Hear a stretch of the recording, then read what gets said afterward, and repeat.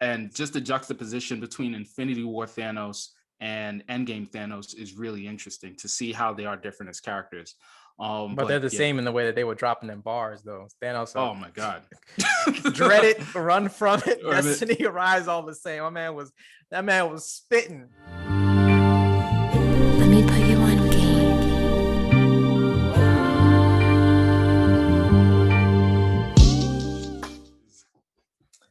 Let's get into our top 10 Marvel movies. These will yeah, obviously change because this machine is not stopping. They will be making Marvel movies for the next 50 years. But as of basically. May 2021, let's get into our bottom five, starting with number 10. Go ahead and give us your bottom five. So All right, so I got Guardians of the Galaxy Volume 1 coming in at number 10, coming in hot. Number 9, I got Thor Ragnarok. Number 3, the third, the third in that trilogy. 8, I have Spider-Man Homecoming. Number 7, I have Captain America Winter Soldier. And at number 6, I got the Master of the Dark Arts. Is it the Dark Arts or the Master of? Dang, what's his title? I feel like such a bad stand right now. you're talking about The Doctor Strange? Yeah, he's the Master of the Mystic. Mystic Arts. Yeah. Doctor Strange at number 6. Yeah. So that's Okay. my top 5, or my bottom 5 rather. How about you? Okay. I'm typing as we speak because I totally forgot about Thor Ragnarok. so, so I'm like, I'm putting it in at number 10 tentatively. Yeah. It's probably a little bit higher, but yeah, we'll go to number 10, Thor Ragnarok. Number 9, Doctor Strange. 8, Spider-Man Homecoming. Okay. 7, the first Avengers, and 6, Iron Man 1. Okay. So I guess let's get into it briefly. I'll go ahead. I think Thor Ragnarok is really hilarious. It's a completely different take on the first two Thor movies. I really enjoyed the dynamic between Hulk and Thor. Jeff Goldblum is golden. Number 9, Doctor Strange. I really loved. I think that was probably a landmark in visual effects for me, especially like when they're running through that city and it's collapsing in on itself and changing shape. I thought that was incredible. Spider-Man Homecoming, I think Tom Holland is the best iteration of Spider-Man so far, and I really enjoyed his take on it. I really enjoyed the movie and the villain. Avengers 1, we've never seen anything like it up to that point. It's the first of many great movies, and the real first of many great movies is Iron Man 1. I think it's the beginning, and I think it still holds up. I really enjoy it. I think Robert Downey Jr. was the perfect casting, and it's one of my favorite MCU movies. What about you? Your All bottom right. five? My bottom 5. So Guardians Volume 1, that was a great summer because I believe that summer we had the Winter Soldier, which is at number 7 on my list, and Guardians Volume 1. And that was Marvel really putting a statement, because what was interesting was that up until that point, Iron Man 1 was a dope introduction into the story. And then all the other Marvel movies seemed to just be a step below it, whether it was Iron Man 2, Iron Man 3, Captain America, the first Avengers, the original Thor movie. I was like, these are all okay. And then Guardians Volume 1 comes out. I'm like, man, this is different. And I like these characters, and this is a lot of fun, Yeah. from the music choice and everything. So that's why Guardians has to make my number 10. And I'm also putting Winter Soldier in. I'm mentioning them at 7 right now because it was that same year that they just did something I didn't see coming. The Russo brothers did an excellent job in that movie, really bringing more of an edge to Captain America and making him more of a compelling and interesting story and character, and making us invested in the whole character of Captain America, which is what Winter Soldier is probably the reason why a lot of people are Captain America fans. And it was tough to see Steve Rogers go. But then going back to the bottom of my list, I got Thor Ragnarok at number 9. Like I enjoy that so much. Yeah. Like just to step up from Thor the Dark World to Thor Ragnarok was just incredible. Allowing Chris Hemsworth to be the funny, goofy, charismatic, sex appeal god that he is. they just unleashed him. It's quite a mix And of things, but yeah, I it's guess it's quite a all mix. true.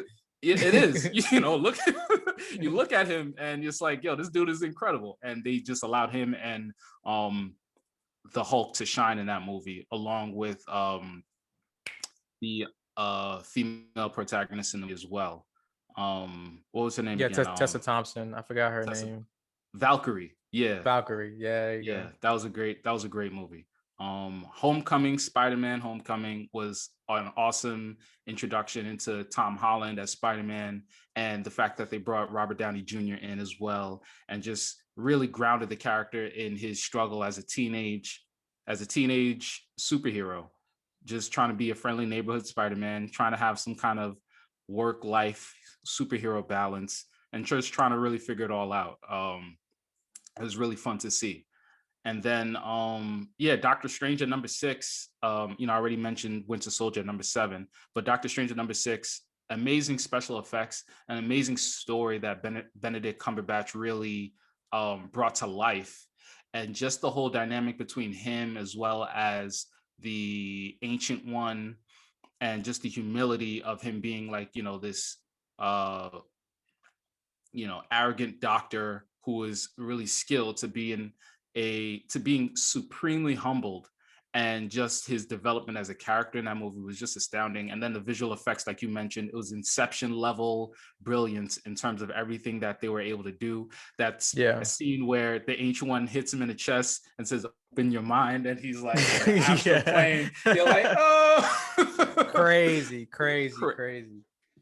I think I'm about to watch that over again today, to be honest. I'm Yeah, so that rounds up my bottom 5. All right, so let's go into the top 5. Top five. At 5, I got Winter Soldier. Like, I guess let's just go through and explain. Yeah, I got Winter Soldier. Number 5. I think it's really impressive in terms of its action sequences, as well as the stakes involved in Bucky and Steve Rogers' relationship, and just the reveal of him being the Winter Soldier, I think is one of the all-time like moments for us, that aren't comic book readers. And yeah, just an incredible film. At 4, I have Black Panther, because blackness. Cause I'm black, y'all, and I'm black, y'all, and I'm blacker than black, cause I'm black, y'all. Yeah, it was a good film. It has its flaws, I think, especially like in the third act, but outside of that, because of what it did to help usher in the changes in the film industry in terms of inclusion and diversity, but it was a really, really good film. It had one of the best MCU villains with Killmonger. It was a villain that, even though his methods were absolutely wrong and insane, you're like, he might have a point. So he wasn't just the typical bad guy, it's probably Thanos first, but then him second as far as MCU villains, and maybe throw Loki in there as well, depending on what order you want to put him in. But Civil War is number 3 for me.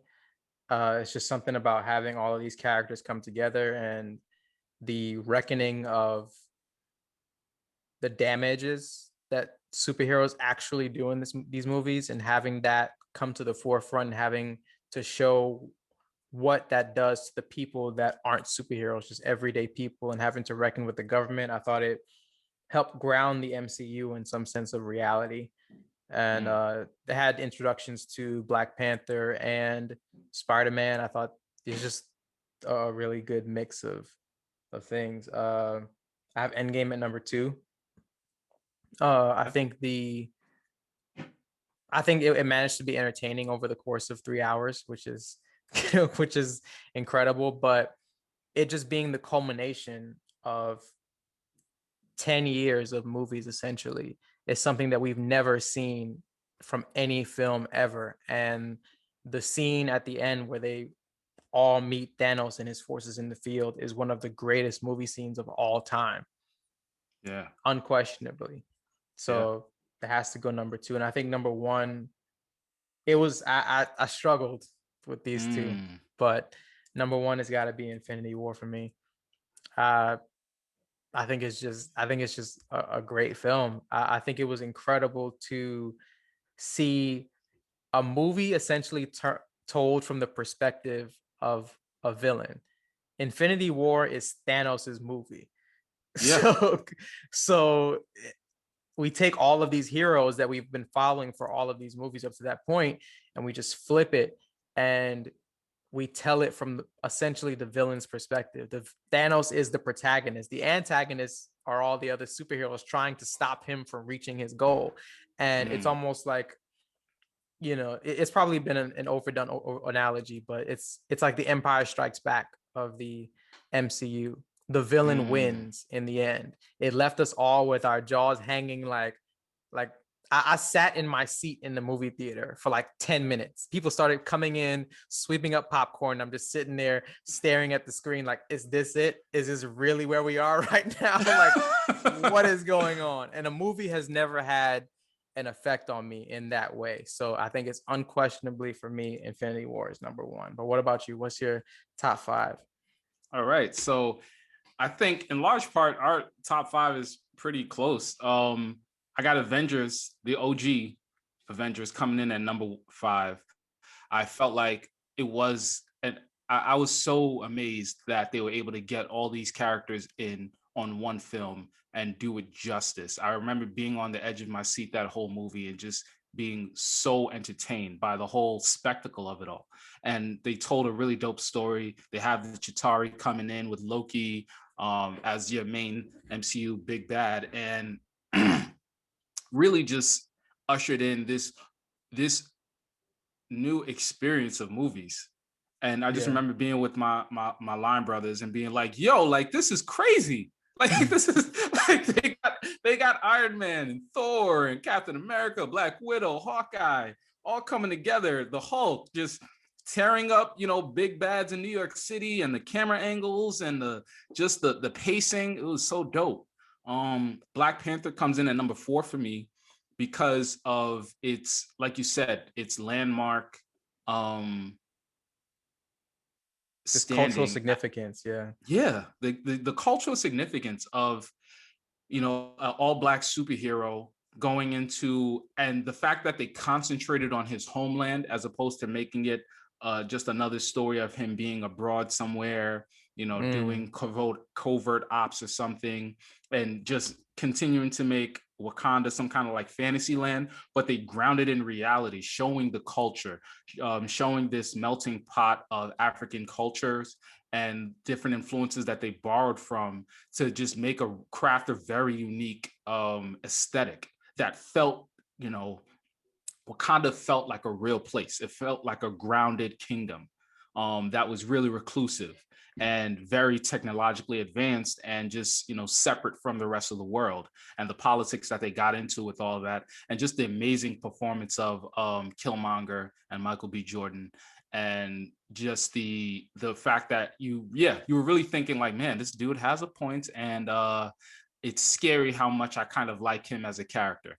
Like you said, the third act kind of got a little funny with some of the fight scenes and action scenes, but overall, just a very compelling story, and it had to be in my top 5. Infinity War comes in at number 3 for me, because honestly, I feel like it came in number 3 for me because I watched it by myself.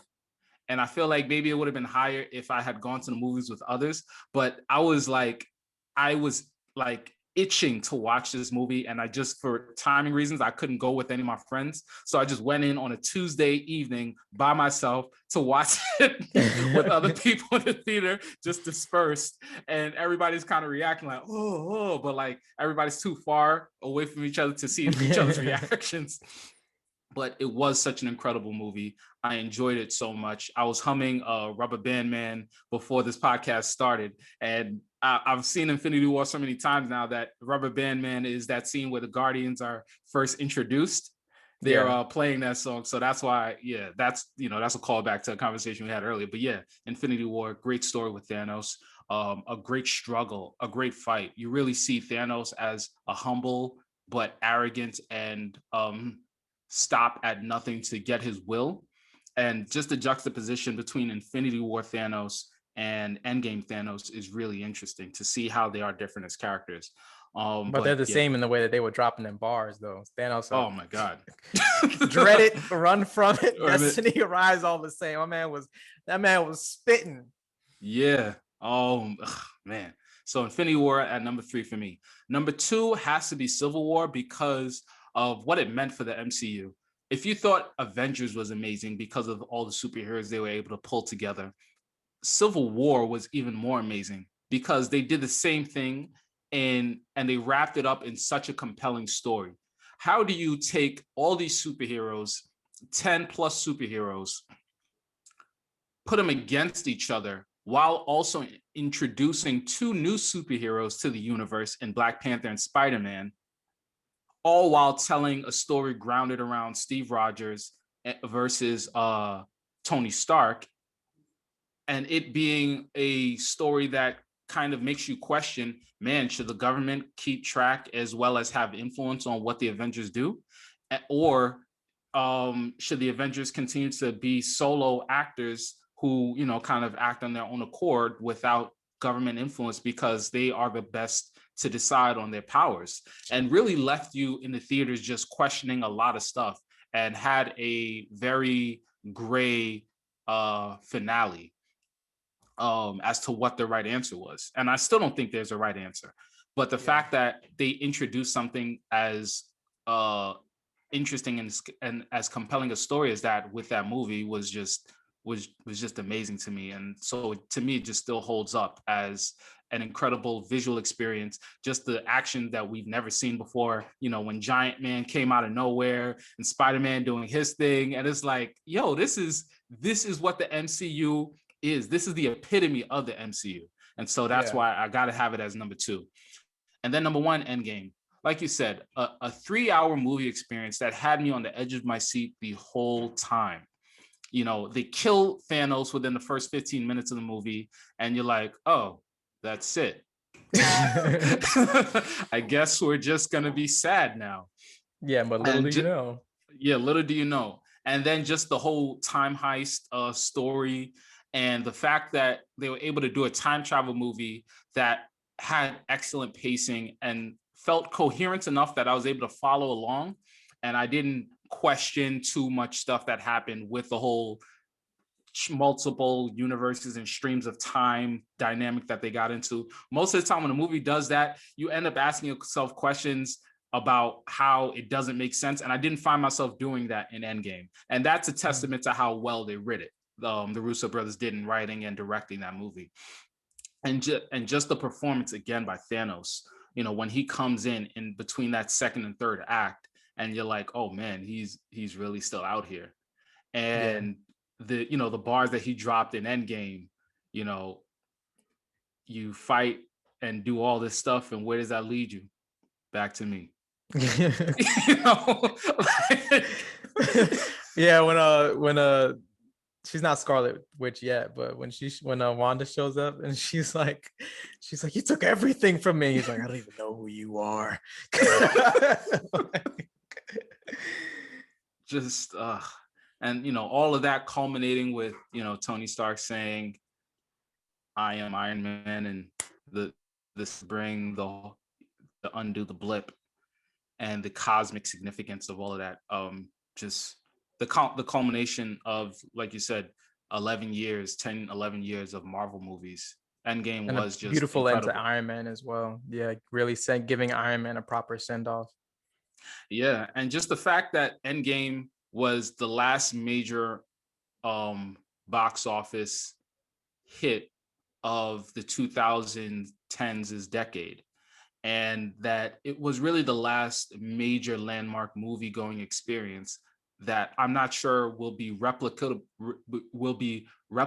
because of how the pandemic has kind of affected the whole movie industry as a whole, and how us going into a movie theater going forward until things kind of get normalized again between vaccines and people being safe and feeling free of COVID.